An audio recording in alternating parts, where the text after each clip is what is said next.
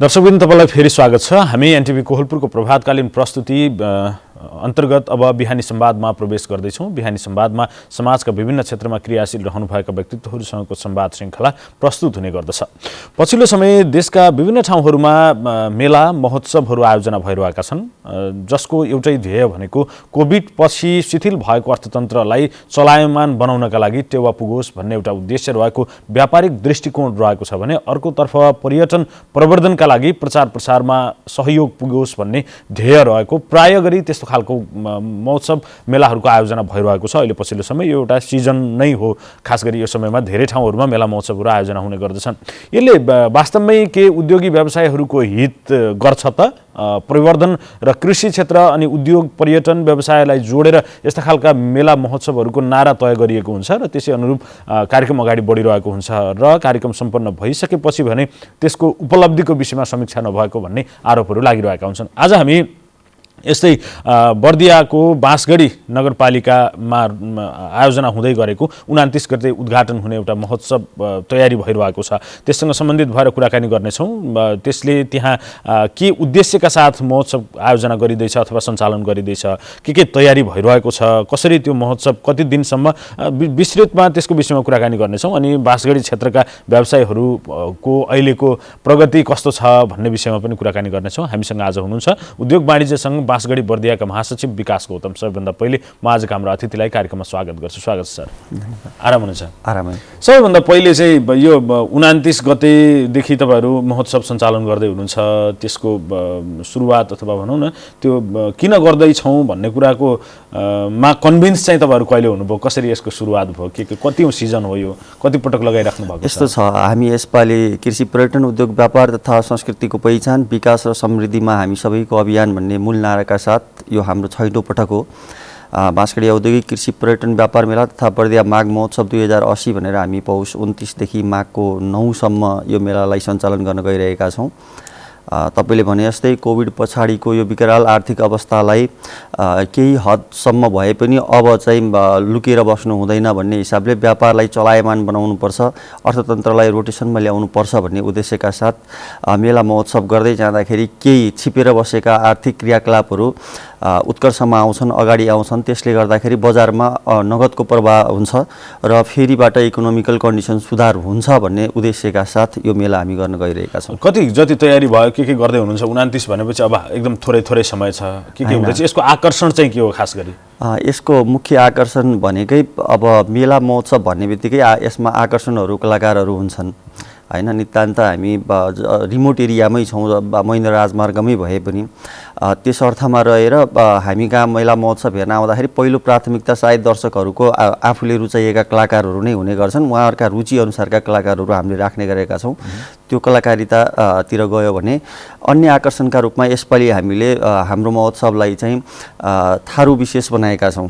त्यहाँ तपाईँले थारू सङ्ग्रहालय हेर्न पाउनुहुन्छ, थारूको अटुवा पाउनुहुन्छ, थारूका विशेष पहिरनहरू हाम्रो मेलामा पाउनुहुन्छ। यसपालि विशेष गरेर ती भयो भने स्टलहरू मार्फत तपाईँले व्यापारिक जानकारीहरू प्राप्त गर्न सक्नुहुन्छ। जुन हामी कहाँ आउने स्टलहरू छन् त्यो स्टलहरूमा गएर तपाईँले किनमेल गरिरहँदाखेरि त्यससँग सम्बन्धित आर्थिक गतिविधिहरूमा आफू पनि कसरी लाग्न सकिन्छ त। जस्तो उदाहरणको रूपमा पाल्पाबाट एउटा ढाका टोपीको स्टल बाँसगढीमा आएर लगाइँदै गर्दाखेरि त्यो ढाका हिजोदेखि पाल्पाको एउटा चाहिँ शिर हो भने अब त्यसलाई चाहिँ बाँसगढीमै उत्पादन गरेर भोलिका दिनमा कोलपुर र नेपालमा बेच्न चाहिँ के गर्ने, कसरी तान लगाउने, यो कहाँ पाइन्छ, यसका स्रोतहरू के हुन् भनेर त्यसलाई उपलब्धिमूलक बनाउन सकिन्छ जस्तो मलाई लाग्छ।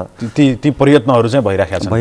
अब अर्को एउटा कुरा चाहिँ के हुन्छ भने नारा जोड्नका लागि चाहिँ विभिन्न क्षेत्रहरू जोडिन्छ, जस्तो उद्यम प्रवर्धनका लागि अथवा पर्यटन प्रवर्धनका लागि भनेर भनिन्छ।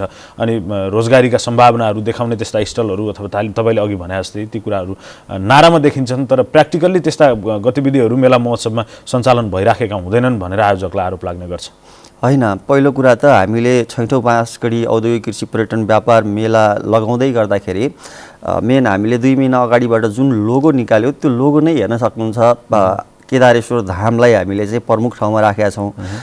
थारू संस्कृतिलाई जोड्दै थारू गरगहनासहित सुसज्जित एकजना लेडिजलाई त्यो लोगोमा हामीले राखेका छौँ भने बर्दियामा विशेषतः वन्यजन्तु बर्दिया राष्ट्रिय निकुञ्जमा अहिले बाघ हात्तीहरूकै आकर्षणको केन्द्र मानिन्छ भने ती चिजहरूलाई समेटेर पर्यटनलाई प्रवर्धन गर्नुपर्छ भन्ने हिसाबले हामीले जुन दिन मेलाको चाहिँ लोगो सार्वजनिक गर्यौँ त्यो लोगोमा ती चिजहरू समावेश छन् भने हामीले जति पनि ठाउँमा चाहिँ जाँदैछौँ, आज म तपाईँकोमा यहाँ इन्टरभ्यू गर्न आउँदैछु, हामीसित चाहिँ केदारेश्वर धाम जुन नेपाल सरकारको 100औं पर्यटकीय गन्तव्यमा परेको छ, यी चिजहरूलाई बर्दिया राष्ट्रिय निकुञ्ज यी चिजहरूलाई प्रमुख रूपमा नै चाहिँ हरेक ठाउँमा व्यक्त गर्दै आइरहेका छौँ। पर्यटन प्रवर्धन गर्न र यी चिजहरूलाई चाहिँ अगाडि बढाउनका लागि यही नै सबैभन्दा ठुलो प्लेटफर्म हो र हामीले जे चिज बोलिरहेका छौँ, जे चिज देखाइरहेका छौँ, जुन माध्यमबाट आज चाहिँ प्रसारित भइरहेका छन्, त्यहाँबाट ती चिजहरूको चाहिँ प्रचार प्रसार भइरहेको छ जस्तो हामीलाई लाग्छ। एउटा कुरा त्यो भयो। अर्को चाहिँ जस्तो स्टलहरूको सन्दर्भमा पनि कृषि जोडेपछि त्यहाँ अनुदानका कुराहरू अथवा तपाईँहरूले कतैबाट प्रपोजल दिएर कार्यक्रम स्वीकृत गरी ल्याइसकेपछि त्यहाँ वितरण गर्नुपर्ने स्टलहरूमा पनि कतै कतै राजनीति हुने, उद्यमीहरूले ती स्टलहरू नपाउने, त्यहाँ बढी पैसा तिर्नुपर्ने भन्ने गुनासा आम रूपमा विभिन्न मेला महोत्सवहरूमा आउने गर्छन्। त्यस्तो गुनासो नआउन दिनका लागि तपाईँहरूको तयारी चाहिँ के छ? यस्तो छ, यो ठुलो ठाउँमा धेरै स्टल प्याकहरू हुने ठाउँमा ती समस्याहरू देखिनु स्वाभाविक हो, त्यो हामीले पनि मान्छौँ। हामी अलिकति बाँसगढी भनेको चाहिँ पपुलेसनको हिसाबले र बजारको हिसाबले सानो ठाउँ हो, त्यो मेलालाई कसरी आकर्षक बनाउने, त्यहाँ स्टल कसरी भर्ने भन्नेतिरै हामी चाहिँ एकदम केन्द्रित छौँ होइन। हामी कहाँ चाहिँ त्यो चिज छैन। हामी कहाँ अझै पनि दिन बाँकी छन्। आज 24 गते हो, 29 गतेबाट हामीले ओपनिङ गर्ने हो।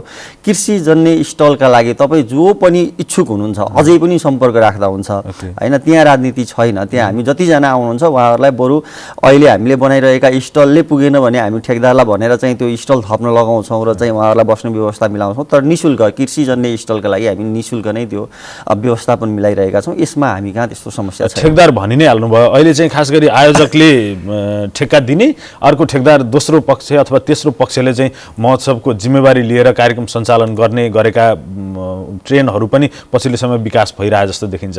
पछिल्ला पटक यही पश्चिम क्षेत्रमा आयोजना भएका केही मेला महोत्सवहरूमा ती गतिविधि सञ्चालन हुँदाखेरि जो ब्यानरमा भएको आयोजक हो उसले चाहिँ पैसा पेमेन्ट गरेन भनेर कलाकारहरूले स्ट्याटसहरू लेखिरहेको पनि हामी देखिराखेका हुन्छौँ। तपाईँहरूले कतिमा ठेक्का दिनुभयो महोत्सव? होइन, हाम्रो त्यो ठेक्का भन्नाले त्यस्तो होइन। मैले अहिले त्यो भनिहालेँ। जस्तो कस्तो भन्दा तपाईँ हाम्रै घरमा कसैको बिहेबारी भइरहेछ, हामीले घरबाटै बिहे गर्दैछौँ, त्यहाँ टेन्ट बारबेर सौजन्यका कामहरू भनेको त्यो हामीले गर्दैनौँ नि त। कुनै एउटा मान्छेलाई बोलाएर ल तैँले चाहिँ यो टेन्ट लगाइदिनु पऱ्यो, यति बाई यतिको यो काम गरिदिनु पऱ्यो भनेर भन्छौँ। त्यो सवालमा चाहिँ मैले अहिले ठेकदार भन्न खोज्या हो है। उसले त्यो जुन बारबेर पार्ने टेन्टहरू बनाउने त ती सामान त हामीसित हुँदैनन्। त्यो चाहिँ एकचोटि खरिद गरेर सधैँका लागि प्रयोग गरेर राख्नका लागि उद्योग वाणिज्य सङ्घ त्यसमा चाहिँ आफै प्रतिबद्ध छैन। त्यो जोरबार गर्नका लागि हामीले एउटा ठेकदार हायर गरेका छौँ। उसले ती स्टलहरू बनाइदिने हो। हामीले ठेकदारलाई केही पनि चिज दिएका छैनौँ, उल्टो उसले हामीले पेमेन्ट गरेका छौँ। त्यो हाम्रो चाहिँ स्टल बनाइदिए मार्फत भनेको त्यो स्टल कमी भयो भने त्यो ठेकदारलाई हामीले फेरि बढाइदिनुहोस् न भनेर भन्न खोजेको हो। त्यसरी मैले भन्न खोजेँ। हाम्रो मेला चाहिँ हामीले नितान्त पूर्ण रूपमा हामीले आफैले व्यवस्थापन गरेका छौँ। आफैले व्यवस्थापन गर्दै जाँदाखेरि ठेकदारलाई दिनुभन्दा आफूले व्यवस्थापन गर्नुमा चाहिँ एकदमै त्यो कस्तो हुन्छ भन्दाखेरि त्यो मेलालाई बाँसगढीले मेला लगायो भन्ने हिसाबमा ठेकदारले सक दिन्छ। हामी आफैले व्यवस्थापन गर्दाखेरि हामीले आज तपाईँले अघि मात्रै कुरा हाम्रो पहिल्यै कुरा उठाएको थियो। हामीले प्रमुख अतिथिको रूपमा चाहिँ रक्षा मन्त्री आदरणीय माननीय पूर्णबहादुर खड्काज्यूलाई ल्याउँदैछौँ भने यी सबै चिजहरू हाम्रा प्रयासबाट सफल भएका कुराहरू हुन्। त्यो मेलालाई ठेकदारलाई छोडिदियो भने त उसले चाहिँ कसरी आफ्नो मात्रै खर्च उठाउने भन्ने हिसाबमा जान्छ। हामीले त हाम्रो ठाउँलाई चिनाउनु छ, हाम्रो व्यापारलाई अगाडि बढाउनु छ। त्यो हिसाबमा हामीले चाहिँ पूर्ण व्यवस्थापन आफूले नै लिएका छौँ। धेरै जसो ठाउँहरूमा चाहिँ जस्तो तपाईँहरूकै बर्दियामा पनि बेला बेलामा महोत्सव आयोजना हुने भयो भने बर्दियाली कलाकार समाज भन्ने एउटा सङ्गठित संस्था रहेछ जो कलाकारको हितमा काम गरिराखेको हुन्छ।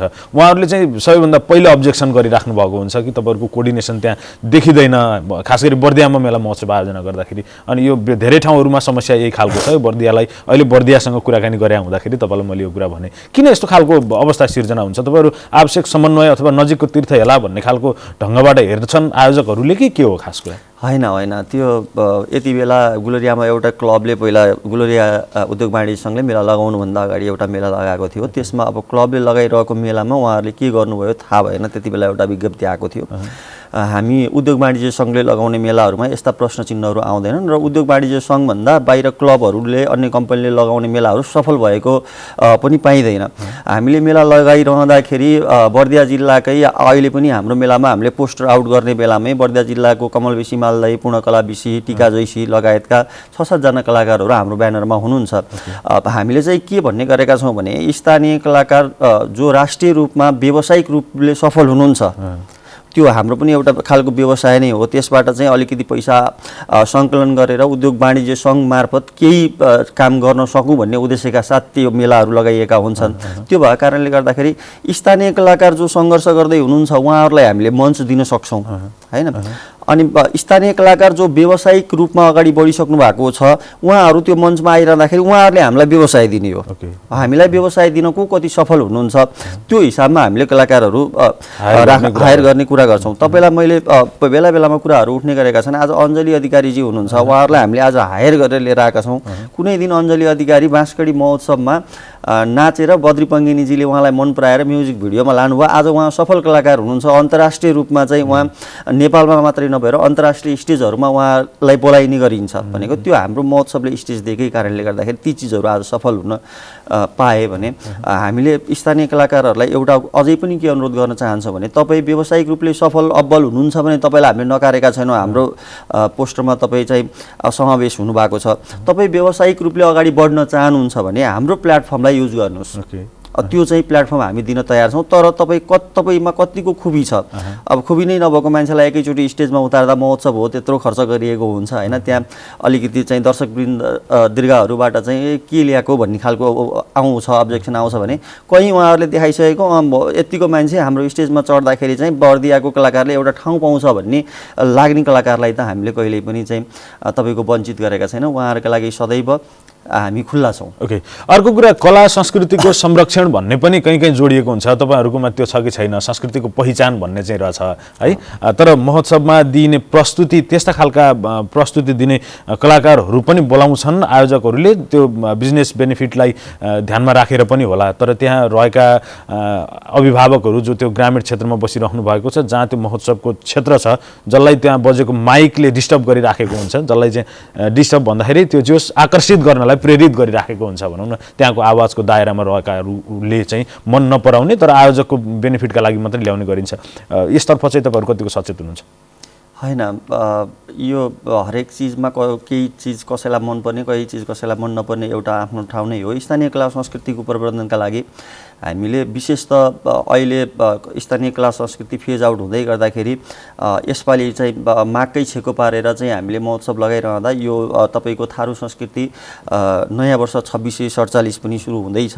त्यसैलाई छेको पारेर हामीले थारू संस्कृतिको मगौता, मोहत्या, छोका र हुर्दुङ्गा नाच आफ्नै संस्कृतिमा त्यसमा डिजे बजाउन नपाउने अनि त्यसपछि चाहिँ ट्र्याकबाट म्युजिकहरू बजाउन नपाउने, आफैले चाहिँ स्थानीय जुन वाद्यवादनका साधनहरू छन् ती चिजहरूको प्रयोग गरेर चाहिँ त्यो नाच प्रदर्शन गर्नुपर्ने, त्यसमा फर्स्ट सेकेन्ड थर्डलाई प्राइज दिने हामीले एउटा खालको जमर्को गरेका छौँ भने अन्य तपाईँको स्थानीय कला संस्कृतिलाई प्रवर्धन गर्न अहिले ठुलो ठाउँ भनेको स्कुल हो। हामीले धेरै स्कुलहरूलाई चाहिँ के आग्रह गरेका छौँ भने विभिन्न संस्कृति अनुसारका चाहिँ वेशभूषा लगाएर तपाईँको स्कुलबाट यतिवटा नृत्य, तपाईँको स्कुलबाट यतिवटा नृत्य, प्लिज यो चाहिँ गरिदिनुहोस् है भनेर त्यो खालको व्यवस्थापन हाम्रो पक्षबाट भइरहेको छ। त्यसमा हामी अगाडि बढिरहेका छौँ र हाम्रो महोत्सवमा तपाईँले अब थारू मात्रै नभएर मगर, गुरुङ, नेवार संस्कृति, पहाडी संस्कृति आदि इत्यादि सारा सबै चिजहरूमा चाहिँ प्रस्तुति देख्न पाउनुहुनेछ। जस्तो अर्को कुरा अब कलाकार बालबालिकाहरूको प्रयोगको कुरा पनि मेला महोत्सव अथवा र्यालीहरूमा उठ्ने धेरै महत्त्वपूर्ण एजेन्डा मध्येको एउटा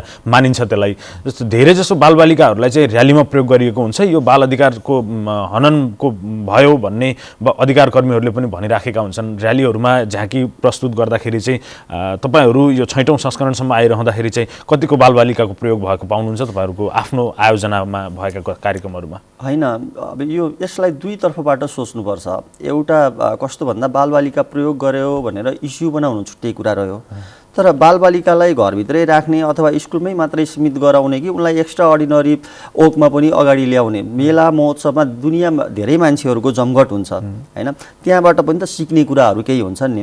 जस्तो मेला महोत्सवमा मास देखाउनकै लागि 2 किलोमिटर हिँडाउनु चाहिँ अर्थपूर्ण रहेन, त्यो चाहिँ गलत कार्य हो। तर मेला महोत्सवमा कुनै भाइ बहिनीहरूको झाँक्री, उनीहरूको नृत्य, उनीहरूको चाहिँ एउटा कला संस्कृति प्रदर्शन गर्न उनीहरूलाई लगाइन्छ भने त्यो चाहिँ एक्स्ट्रा अर्डिनरी ओक हो। उनीहरूले समाज बुझ्न पाउँछ, उनीहरूले समाजमा के भइरहेछ अनि यो चिज गर्दाखेरि हामी कहाँ पुग्यौँ, हामीलाई कति मान्छेले चिने, त्यो पनि एउटा चाहिँ त्यसले अर्थपूर्ण राख्छ।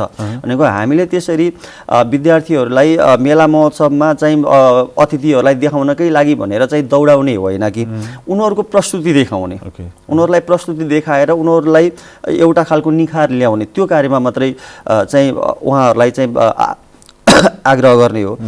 त्यो चिजले उहाँहरूकै चाहिँ प्रतिभा बढ्छ, व्यक्तित्व विकासमा सहयोग पुग्छ भन्ने नै हाम्रो कस्तो छ अपेक्षा कस्तो छ आयोजकको? 6औं संस्करणसम्म आइरहँदाखेरि अहिले 6औं महोत्सव तपाईँहरू लाउँदै हुनुहुन्छ, हालसम्म दर्शक आउने तपाईँहरूको अनुमान अनुसार 5औं सम्मको लाई समीक्षा पनि गर्नुभयो होला, अथवा त्यसको बिजनेस टर्नओभरको कुराहरूको पूर्वानुमान पनि हुन्छ होला, कति जति टार्गेट छ अथवा यतिसम्मको कारोबार हुन्छ भन्ने लक्ष्य निर्धारण गरिएको होला, के छ यसपालिको कुरा चाहिँ?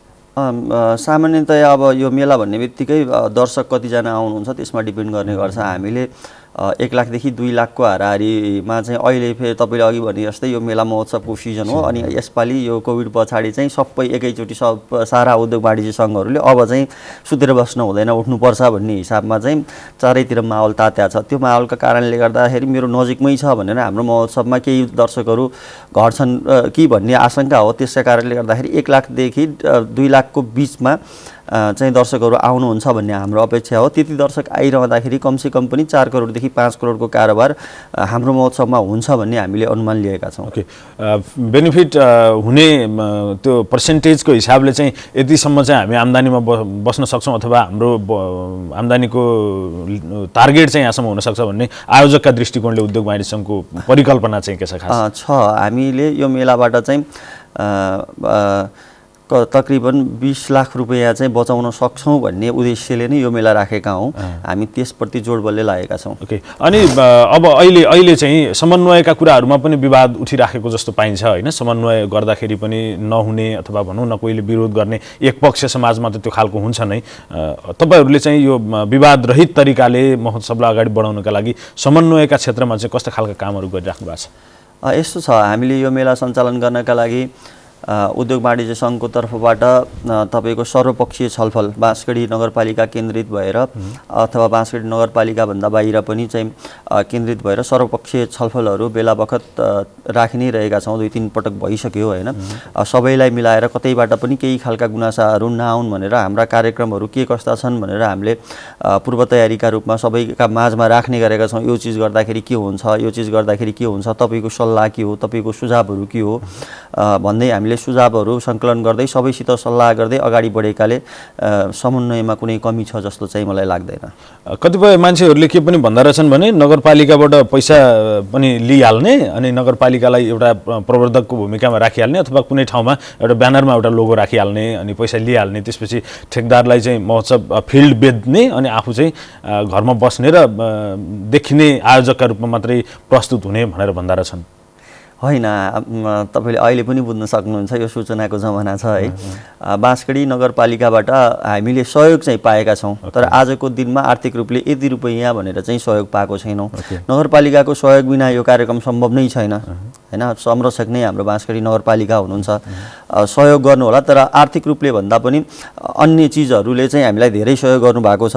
आर्थिक रूपले के गर्नुहुन्छ, कति गर्नुहुन्छ त्यो अझैसम्म पनि हामी कहाँ आएको छैन। हामीलाई नगरपालिकाले यति सहयोग गर्दैछ भन्ने हिसाबले हामीले यो मेलाको सुरुवात गरेकै होइन। हामी बाँसगढी उद्योग वाणिज्य सङ्घ नै चाहिँ यसमा सक्षम छ, सबल छ। बाँसगढी उद्योग वाणिज्य सङ्घले यो मेलाको व्यवस्थापन गर्न सक्छ र यसलाई सञ्चालन गर्न सक्छ भन्ने हिसाबमा हामी अगाडि बढेका हौँ। त्यो सन्दर्भमा हामी एक्लै अगाडि बढ्न सक्दैनौँ। हाम्रो अभिभावकको रूपमा बाँसगढी नगरपालिका हुनुहुन्छ, उहाँहरूले हामीलाई साथ र सहयोग गर्ने कुरा फरक पाटो रह्यो, तर नगरपालिकाबाटै पैसा लिने र चाहिँ आयोजकको रूपमा घरमा बसेर कुम्ल्याएर खाने हाम्रो त्यो चाहिँ योजना छैन। हामीले बाँसगढीको महोत्सव, यो महोत्सवबाट बाँसगढीलाई चिनाउने र आज बाँसगढी महोत्सवको कारणले गर्दा म तपाईँको यत्रो प्लेटफर्ममा आएर तपाईँका माझमा बसेर मेरा कुराकानीहरू सेयर गर्न पाइरहेको छु। यसलाई पनि मैले उपलब्धि ठान्छु। हामी यही उपलब्धिलाई अगाडि बढाउँदै अघि बढिरहेका छौँ। जस्तो आम्दानी भइसकेपछि अथवा बचत रकमले चाहिँ केही परोपकार काम गरेका उदाहरणहरू पनि कहीँ कतै पाइन्छन्। कतै भने मेला आयोजना गरेर त्यसपछि त्यो फिल्डको सरसफाइसम्म गरिएको पाइँदैन। यहाँहरूले चाहिँ के गर्नुहुन्छ? होइन, हामी कहाँ त्यस्तो हुँदैन। हामी फिल्ड चाहिँ सरसफाइ सबै गरेरै निस्किन्छौँ। नितान्त बाँसगढी उद्योग वाणिज्य सङ्घले अहिलेसम्म चाहिँ गरेका मेला महोत्सवहरूबाट सङ्कलित रकमले आफ्नो एउटा भवन छ हाम्रो चाहिँ तपाईँको तकरिबन बेसमा 12वटा कोठा भएको एउटा भवन छ। त्यसको पहिलो बेस बनिसकेको छ। त्यसको माथिल्लो तला चाहिँ छत पिटाएर राखेका छौँ। अन्य कामहरू गर्न बाँकी छ। त्यो पहिलो चिज चाहिँ हामीले त्यसलाई चाहिँ ध्यान दिएका छौँ। किनभने आज म छु बाँसगढी उद्योग वाणिज्य सङ्घमा भने भोलि अर्को कोही आउन सक्छ। त्यो भनेको सार्वजनिक प्रपर्टी हो। भोलि कालान्तरसम्म त्यहाँ हरेक मान्छेहरू चेन्ज भइराखेका हुन्छन्। बाँसगढी उद्योग वाणिज्य सङ्घको अध्यक्ष महासचिव भइरहँदाखेरि त्यो भवन जो सबैको प्रपर्टी हो त्यसरी बुझ्नुपर्छ। त्यो बाहेक व्यवसायीहरूलाई पर्ने समस्याका विषयमा चाहिँ हामीले हाम्रो संस्थामा भएका पैसाहरू चाहिँ खर्च गर्ने गरेका छौँ। व्यवसायीहरूलाई केही कठिन परिस्थितिहरू परे, चोरी आग लागि आदि इत्यादि चिजहरूमा चाहिँ त्यहाँ फन्डिङ यदि छ भने त्यसबाट उहाँहरूलाई सहयोग गर्ने नै हाम्रो काम हो। जे होस्, महोत्सवबाट बचेको पैसा पनि व्यावसायिक हित र प्रवर्धनकै लागि खर्च भइराखेको छ। ओके, अब यो समन्वयको कुरा गऱ्यौँ, हामीले व्यापार व्यवसायलाई चलायमान बनाउने उद्देश्य राखेका छौँ, त्यो पनि कुराकानी गऱ्यौँ। अब अहिलेसम्म आइरहँदा आजको दिनसम्म आइरहँदा अब 29 देखि तपाईँहरू उद्घाटन गर्दै हुनुहुन्छ। व्यापार व्यवसाय शिथिल छ, मान्छेसँग क्रय क्षमता घटेको छ, आम्दानी छैन भनेर व्यवसायहरू भनिराखेका छन्। तपाईँहरूले यो आयोजना गर्दै गर्दा केही सर्टेन स्टलहरू तपाईँहरूको टार्गेट होला, त्यो स्टलहरू बुक हुने क्रममा चाहिँ कस्तो क्षेत्रका व्यवसायीहरूले तपाईँहरूसँग सम्पर्क गर्नुभएको छ? यो एकचोटि जान्न मन लाग्यो। यसपालि चाहिँ प्रायः जसो म पनि त्यसमा चाहिँ अलिकति भित्रै भएको कारणले गर्दाखेरि होटेलहरूको बढी छ स्टल। अनि त्यस पछाडि गएर हस्तकला सामग्रीहरूको छ। अनि तपाईँको अब भनौँ न घरेलु उद्योगहरू जस्तो तपाईँको अचारहरू भयो, डेरी उद्योगहरू भयो होइन, ती लगायत। अनि त्यसपछि जाँदै गर्दा व्यावसायिक रूपमा चाहिँ अब कस्मेटिक उद्योगहरू, अनि कृषि, हामीले कृषिलाई विशेष जोड दिएका छौँ। कृषि अनि यसपालि हाम्रोमा चाहिँ गुरुवा वैदवा जुन तपाईँको चाहिँ आयुर्वेदिक उपचारहरू हुन्छ त्यसको पनि स्टल छ, त्यहाँ आउँदैछ। भनेको विभिन्न सामानहरू त्यहाँ चाहिँ हामीले स्टलमा अनि त्यसपछि अटोमोबाइल्सहरू जस्तो तपाईँको मोटरसाइकलहरूको भयो स्टल, अनि गाडीहरूको स्टल, त्यसमा पनि हामीले जोड दिइरहेका छौँ। केहीलाई चाहिँ अन्तिम पनि गरिसकेका छौँ भने केही अझै आउने चरणमै हुनुहुन्छ, कुरा भइरहेको छ।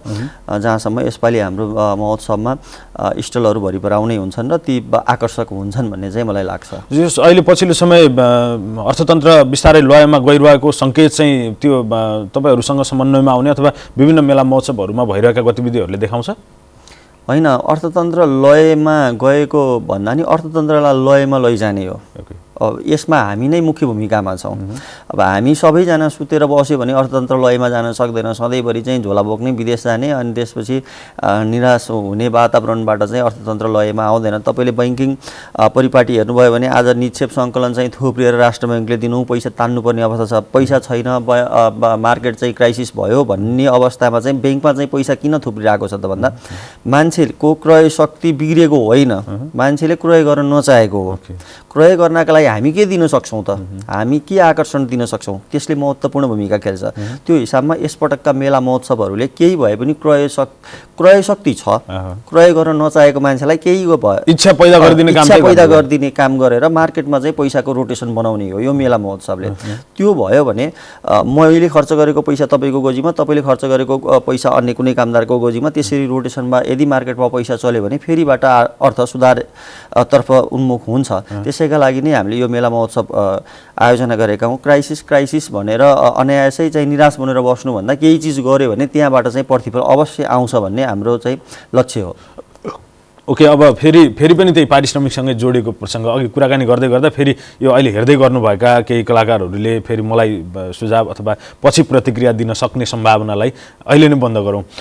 यदि घाटा भएपछि जस्तो यहीँ पनि बाँकीमा पनि भर्खर मात्र सञ्चालन भएको महोत्सव पछि कलाकारहरूले पारिश्रमिक पाएनन् भन्ने समाचार आयो होइन। 5 वर्ष अगाडिको पनि मैले पैसा पाएको छैन भन्ने एकजना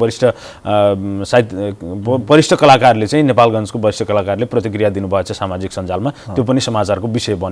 त्यस्तो परिस्थिति हुन नदिनका लागि यहाँहरूको आफ्नो त्यो ब्याकअप रणनीति चाहिँ के हो खास? यस्तो छ व्यवसायमा त त्यो ग्यारेन्टी त छैन छैन हो इट विल बी सक्सेस भन्ने र कल्पना गर्ने र योजना बनाउँदै अगाडि बढ्ने नै हो यदि भएन भने अथवा कामना गरौँ त्यसो नहोस् प्राकृतिक रूपमै केही समस्या बिहोर्नु पर्यो पानी पर्यो अर्को केही भयो अथवा दर्शक अपेक्षाकृत रूपमा आउन सक्नु भएन आइदिनु भएन भने चाहिँ तपाईँहरूको व्यवस्थापनले कुन चाहिँ रणनीति अपनाउँछ फेरि नै प्रमुख कुरा त हामीले मेला महोत्सवको इन्सुरेन्स पनि गर्ने गरेका छौँ पानी नै पर्यो केही भयो भने त्यहाँ इन्सुरेन्स घाटापूर्तिको काम चाहिँ हुने भयो त्यसले आउँछन् दोस्रो कुरा मैले तपाईँलाई के भन्न चाहेँ भन्दाखेरि तपाईँले यति अहिले भर्खरै नेपालगञ्जमा लागेको महोत्सवका यी कुराहरू आए तर नेपालगञ्जमै उद्योग वाणिज्य सङ्घ नेपालगञ्जले लगाएको मेलामा यी कुराहरू आउँदैनन् आजसम्म कसैले सुन्नु परेको छैन हैन मैले भनिहालेँ नि नेपालभर क्लब अनि यस्ता यी कम्पनीहरूले लगाउने मेलाहरूमा यी कुराहरू उठ्ने गर्छन् किन भन्दा ती भनेका प्राइभेट संस्थाहरू हुन् हामी भनेको सार्वजनिक संस्था हो उद्योग वाणिज्य सङ्घ भनेको एउटा सार्वजनिक संस्था हो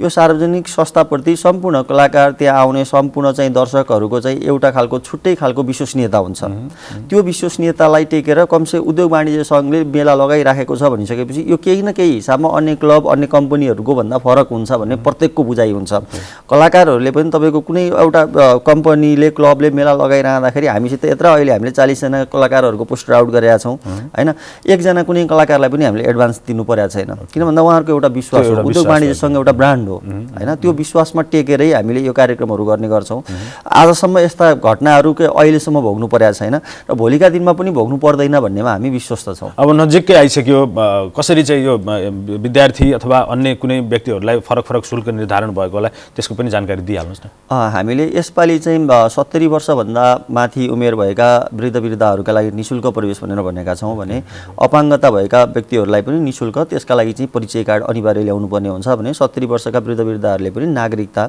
चाहिँ बोकेर आउनुपर्ने हुन्छ अथवा त्यसको फोटोकपी बोकेर आउनुपर्ने हुन्छ अब सामान्य रूपमा चाहिँ अन्य व्यक्तिहरूका लागि 100 रुपियाँको टिकट छ भने विद्यार्थीहरूलाई चाहिँ 30% डिस्काउन्ट गरेर 70 रुपियाँको टिकटको चाहिँ हामीले व्यवस्थापन गरेका छौँ ओके यो यसलाई एभरेज अथवा नर्मल रूपमै आयोजकले लिइराखेका छ हो ओके अब थोरै बाँसगढीमा अहिले बजारको अवस्था चाहिँ के छ त्यहाँ पनि कुराकानी गरौँ त्यसले पनि तपाईँहरूको महोत्सवमा आउने स्टल बुकिङमा त्यहाँ स्थानीय व्यवसायीहरूको आबद्धतालाई पनि जोड्छ होला कस्तो छ अहिले बाँसगढीमा आर्थिक गतिविधि चाहिँ कसरी अगाडि बढिरहेको छ यस्तो मेला महोत्सव सञ्चालन भइरहँदाखेरि मान्छेहरूको क्रेज हुन्छ गाउँ गाउँबाट मान्छेहरू बजारमा भित्रिनु स्वाभाविक हो त्यो बजारमा भित्रिरहँदाखेरि मेला महोत्सवभित्र मात्रै गएर चाहिँ ती क्रेताहरूले चाहिँ त्यहाँ गएर खरिददारी गर्छन् भन्ने छैन बाँसगढी सिङ्गो बजार छ आज उदयमान बजारका रूपमा बाँसगढी बजार रहेको छ त्यहाँ पक्कै पनि चाहिँ केही खरिद बिक्रीका कार्यहरू वृद्धि हुने गर्छन् र त्यहाँका स्थानीयहरूलाई चाहिँ हामीले मेलाभित्रै जान चाहनुहुन्छ भने आउनुहोस् तपाईँहरूले स्टल राख्नुहोस् तपाईँहरूका लागि हामीले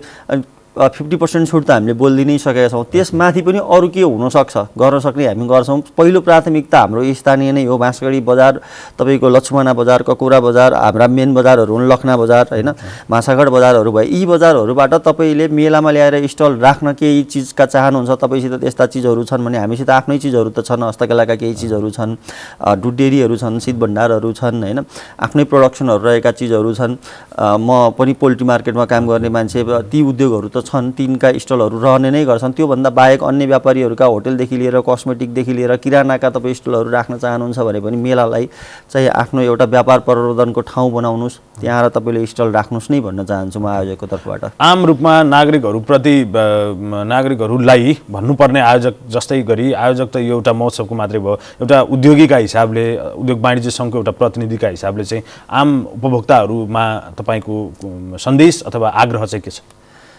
यो आम उपभोक्ताहरूलाई म के भन्न चाहन्छु भन्दाखेरि व्यापार व्यवसाय चाहिँ उद्योगी व्यवसायले गरिदिएर मात्रै हुने होइन यसमा उपभोक्ताहरूको पनि उत्तिकै हात हुन्छ यो रोटेसनमा चल्ने चिज हो हामीले मेला लाउँदै गर्दाखेरि बाँसगढी बजारको व्यवसाय नै प्रवर्धन होस् भन्ने मुख्य उद्देश्य हो त्यसका मुख्य उद्देश्यमा त्यसलाई हामीले आफूले आर्थिक चाहिँ बेनिफिट गर्ने कुरा छुट्टै पाटो त्यो पनि एउटा सङ्घ संस्थाको लागि हो त्यो भएको कारणले गर्दाखेरि अब चाहिँ तपाईँको सधैँ विदेशै मात्रै सोचेर घरमै मात्रै खुम्चिएर बसेर चाहिँ त्यसरी बस्नुभन्दा बाहिर निस्किनुहोस्, मेला महोत्सव पनि हेर्नुहोस्, खरिदारी पनि गर्नुहोस्, त्यहाँबाट चाहिँ जानकारी पनि लिनुहोस्। ती चिजलाई चाहिँ आफ्नो दैनिक जीवनमा उतार्न सकिने चिजहरू त्यहाँ थुप्रै हुन्छन्। त्यसलाई आफ्नो दैनिक जीवनमा उतारेर आफ्नो जीवनलाई चाहिँ यहीँ नेपालमा बसेर केही गर्न सक्ने बनाउनेतर्फ उद्देश्य राखेर उत्पादनमूलक व्यवसायमा जोडिएर चाहिँ मेलालाई भरपुर सदुपयोग गर्नुहोस् नै भन्न चाहन्छु। हुन्छ, आजको बिहान तपाईँसँग खास गरी यो मेला उद्घाटनको समय नजिक आइरहँदाखेरि त्यसको तयारीकासँग सम्बन्धित भएर र आम रूपमा प्रतिनिधिमूलक घटनाहरू जुन मेला महोत्सवमा भइरहन्छन् त्यसको विषयमा पनि थोरै थोरै कुराकानी गऱ्यौँ। तपाईँको नेतृत्वमा जुन काम गरिराख्नु भएको छ उद्योग वाणिज्य सङ्घ बाँसगढीले, यसको नेतृत्वमा सञ्चालन हुन लागेको मेलाको सफलताको चाहिँ शुभकामना व्यक्त गर्छौँ। राम्रो सन्देश प्रवाह गर्न सकोस्, आर्थिक क्षेत्रलाई जुन गति प्रदान गर्ने उद्देश्य यहाँहरूले लिनुभएको छ त्यसले पनि सार्थकता प्राप्त गरोस्, हाम्रो शुभकामना छ। धन्यवाद छ तपाईँलाई, मलाई यो मञ्च दिनुभयो र मेरो मार्फतबाट छैटौँ बाँसगढी औद्योगिक कृषि पर्यटन व्यापार मेला तथा बर्दिया माघ महोत्सव 2080 जुन पुस 29 देखि माघ 9 गतेसम्म हुन गइरहेको छ त्यसका बारेमा केही कुरा राख्ने यहाँ समय मिलाइदिनु भयो, त्यसको लागि फेरि पनि धन्यवाद दिन चाहन्छु। र सम्पूर्ण मलाई यति बेला हेरेर बस्नुभएका दर्शकहरूलाई 29 देखि माघको 9 गतेसम्म बर्दियाको बाँसगढीमा हुन गइरहेको महोत्सवमा आइदिनु होला र उक्त महोत्सवलाई भव्य बनाएर सफल बनाउन सहयोग गरिदिनु होला भन्ने शुभेच्छा राख्दै बिदा हुन चाहन्छु। हस्, धन्यवाद। दर्शक महानुभावहरू, आज हामीले बिहानी संवादमा कुराकानी गऱ्यौँ उद्योग वाणिज्य सङ्घ बाँसगढीका महासचिव विकास गौतमज्यूसँग। उहाँसँग खास गरी अहिले पछिल्लो समय देशका विभिन्न क्षेत्रहरूमा मेला महोत्सवहरू आयोजना भइरहेका छन्। त्यस्तै एउटा मेला र महोत्सव चाहिँ सांस्कृतिक रूपमा यहाँ बर्दियामा पनि हुँदैछ बाँसगढीमा। त्यसैको पेरिफेरीमा रहेर नेपालमा मेला सञ्चालन गर्दा भइरहेका केही समस्या, केही जटिलताहरूका प्रतिनिधिमूलक घटना राख्दै उहाँहरूको आयोजक कमिटीलाई पनि अलिअलि सचेत बनाउँदै आम रूपमा अब बिस्तारै चाहिँ आर्थिक क्षेत्र चलायमान बनिरहेको छ। यो समयमा मेला महोत्सवहरूले पुर्याउन सक्ने योगदानको विषयमा पनि चर्चा गर्ने प्रयत्न गऱ्यौँ र आजका लागि यो बिहानी संवादको श्रृङ्खलालाई यहीँनिर बिट मार्छौँ। एनटिभी कोहलपुर हेर्दै गर्नुहोला। तपाईँको आजको दिन शुभ बितोस्। हामी सबैलाई बिदा दिनुहोस्। नमस्कार।